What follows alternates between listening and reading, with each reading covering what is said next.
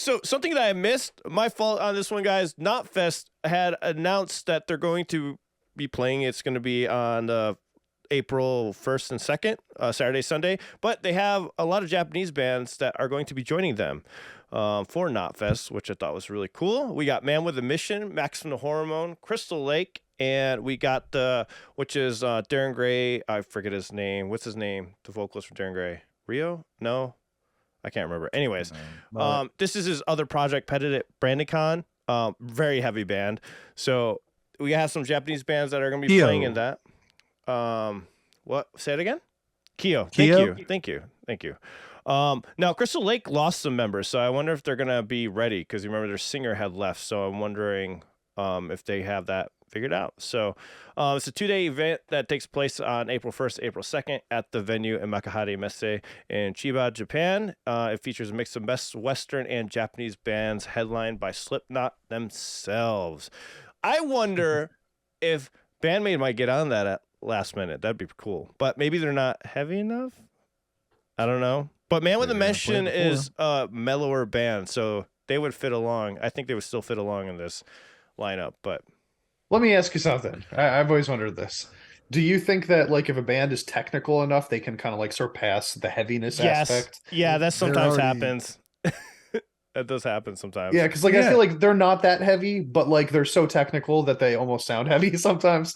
But like I feel like you can accept them. They were gonna play one before, but it got canceled. Right? They're supposed to play at KNOTFEST. Yeah, that Maximum the Hormone song we listened to before the podcast wasn't as heavy as most Bandmate music. Yeah, but I'd say it's probably about their general thing is heavy, and those bands choose specific songs depending on the crowd. You know, they're not going to be playing that song probably because if you look at these bands, but yeah, I think they could.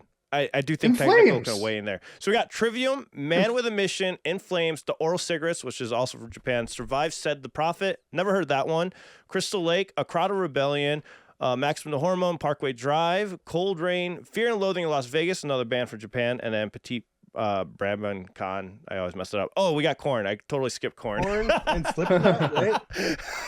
That's Korn, Slipknot, Trivium. That's a monstrous lineup. But imagine if they had that whole thing they did with Darren Gray for this festival. Dude, I'd be on it. Where is this again? This is going to be at the Makahari Messe Hall, where Bay Metal just played. Right. So. Dude. This is a crazy lineup. I would love to be there for this. Yeah, exactly. But my point is, like, wouldn't it be awesome if we had that similar deal for something like that? Yeah. Like a 2-day festival they had that in the and US, you had that package. Like, if I could get a tourist package for the Florida festival. Yeah. Yeah, dude. That's sick anyway. I think that's a cool ass show right there. I mean, there's some really good bands and bands from different eras too. I love when they do that, when they get the bands from all different eras to come play together. You know, you got Korn and In Flames from the 90s and stuff. And then you got these bands like, you know, Trivium from the mid 2000s. And then the new bands that we see on there too. Yeah. And this is, never mind. Reading some old thing. Sorry. Oh, okay. A quick question. Have any of you listened to the new In Flames stuff? No. Anybody? Not at all. Just me. Okay.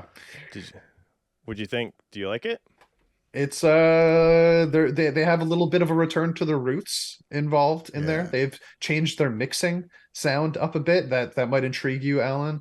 Their production sounds way better than it has for the last 15 years.